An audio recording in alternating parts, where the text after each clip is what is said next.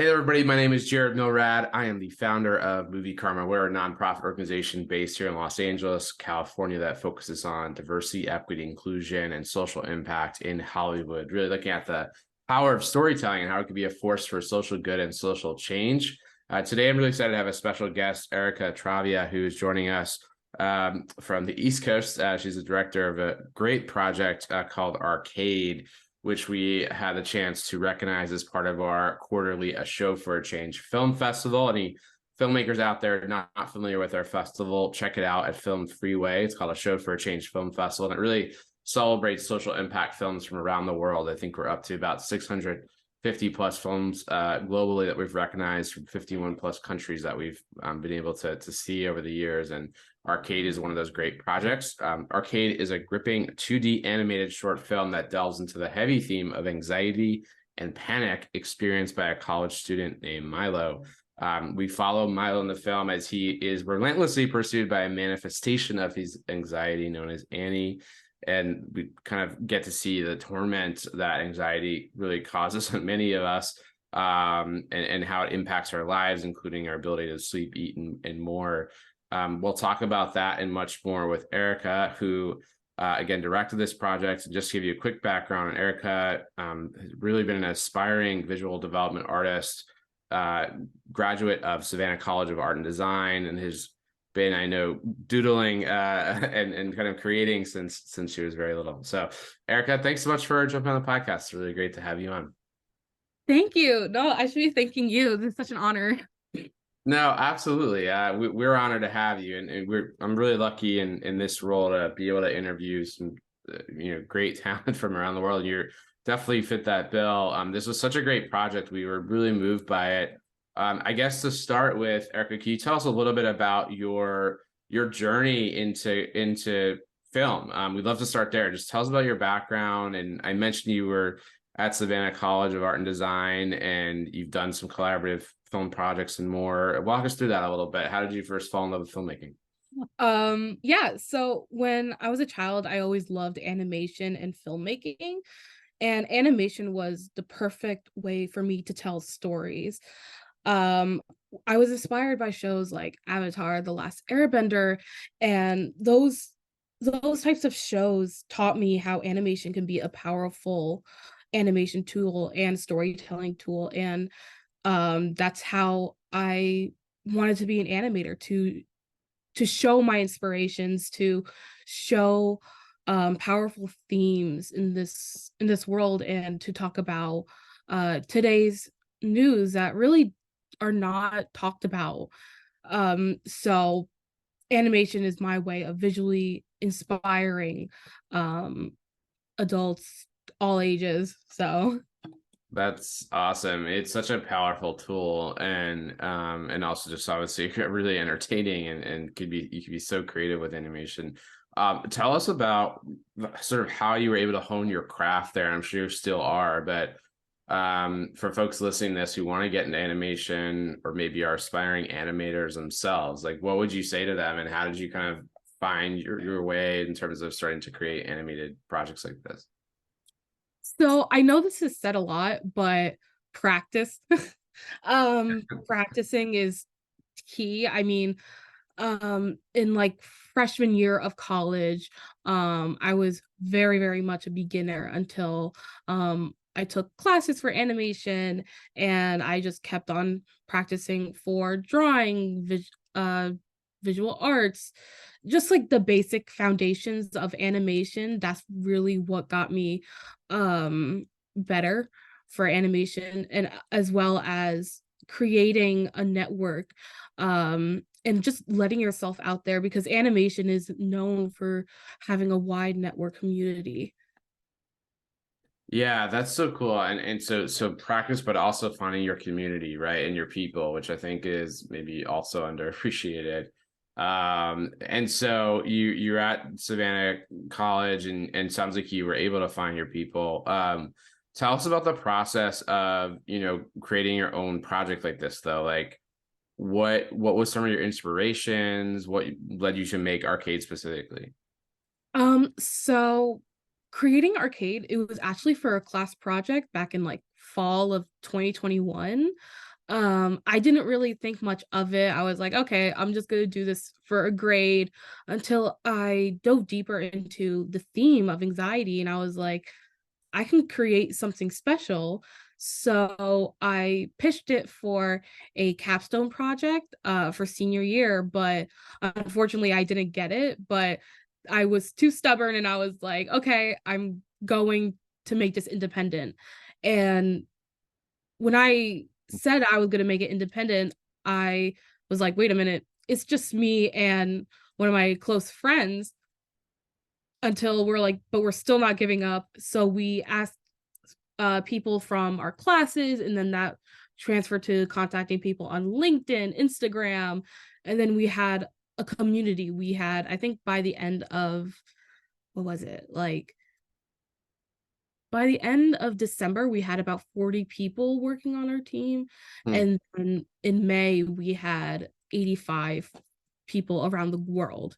Um, so like every day I tell the team, like, you don't understand how grateful I am, because without you guys, like this this arcade wouldn't have been here because of you guys. Like, um and inspiration, I was inspired by many stylized animation like Midnight Gospel, and Spider-Man Into the Spider-Verse, like all Mm. those unique animation styles, because those are very popular right now, and I, to be honest, I think as it should.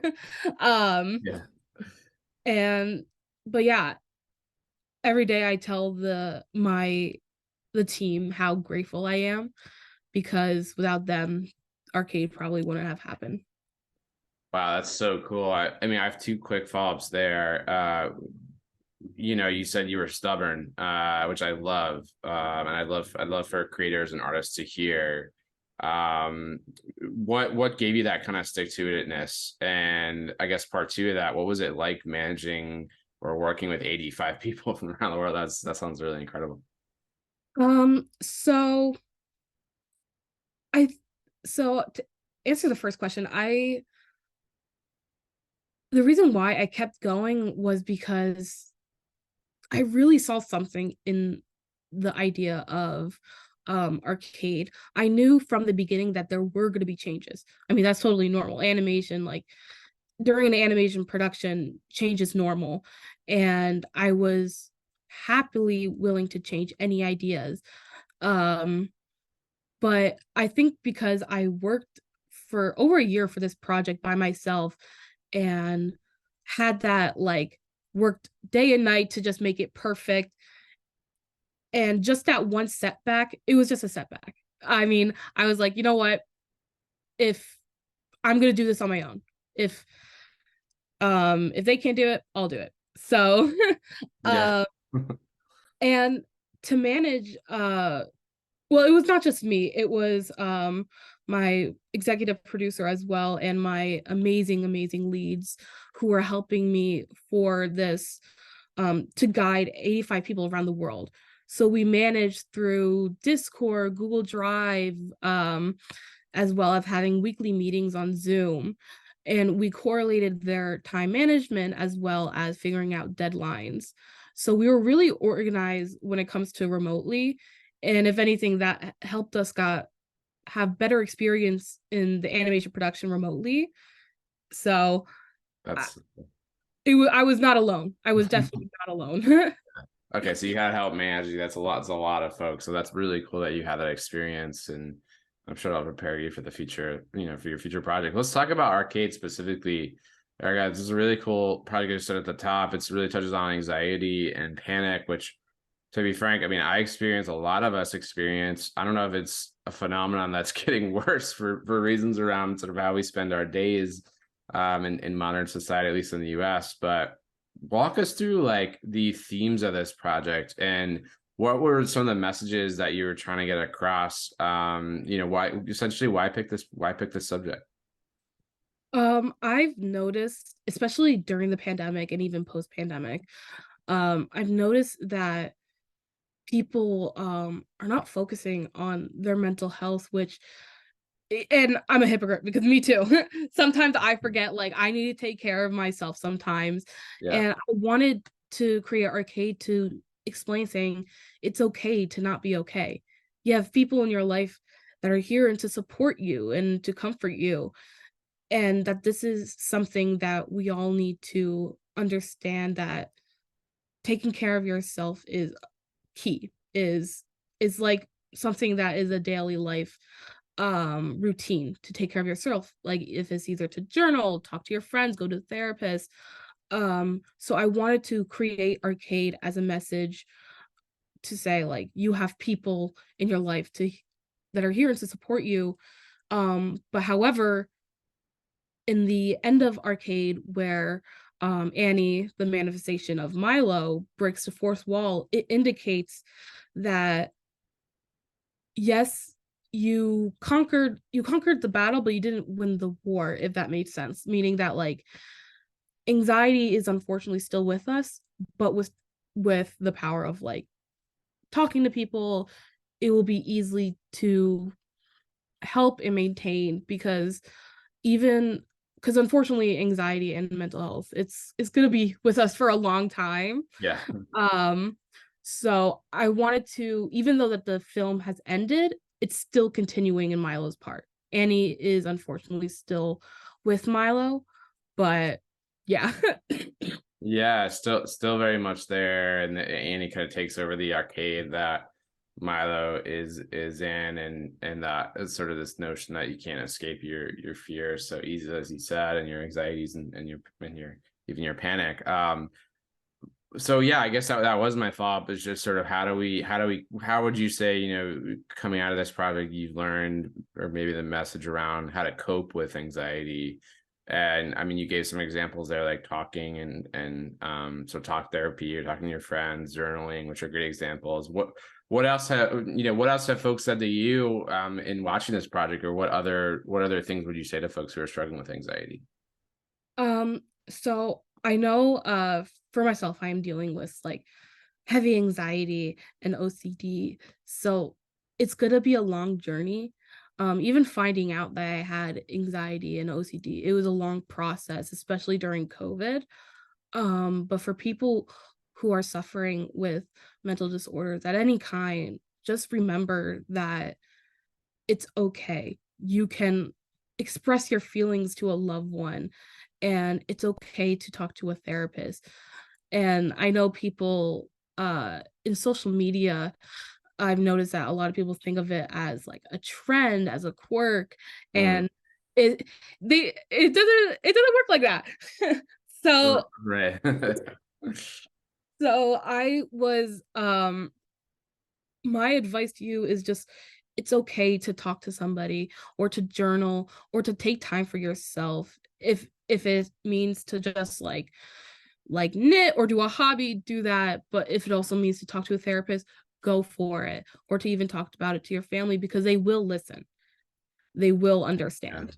Yeah, and I think people find, I mean, I know I found in my own life, the more we talk about our mental health, the more we talk about what we need, how we're feeling, even with sometimes complete strangers, right? You'll find that connection, and sort of that resonance, right? Where people say things like, "Oh, me too," you know. Is that something that you found in your own life? Oh yeah. I feel like when I expressed more about my mental health to, like, my friends, are like, "Oh yeah, I have that too, but I was too scared to, like, express it." And I'm like, "What?" Like, it's so weird how, like, other people um it's so interesting how other people are dealing with some people are dealing with the same thing that you're dealing with, and in a weird way it kind of has that bond, and it will have, like, we'll work together to fight it through. There will be some good times, there will be some bad times, but at the end of the day, we have each other. We do. We have each other. That's all we really have, isn't it? And you're creating space with this project in a beautiful way to sort of start conversations, start dialogue, hopefully open people up. And I think also hopefully build empathy for people watching this who maybe say, hey, I don't really deal with that. Well, you probably know someone in your life who is. And so you're creating dialogue and space here to have those conversations. Yeah, and that's what Milo was experiencing with his good friend Eric. Even though that Eric is not feeling what he's feeling, he's more than willing to listen. Yeah, that's beautiful. And really needed. I mean, you could use more listening right now. I guess the last question for you, Erica, was just like, what else is on the horizon for you projects wise? What kinds of projects are you drawn to? Or do you want to continue in the animation space? Like walk us through what you're thinking about. Yeah, so I because I just currently graduated, I'm still gonna be in animation. I'm still working on small bits of arcade, like marketing materials, because I do want arcade to continue.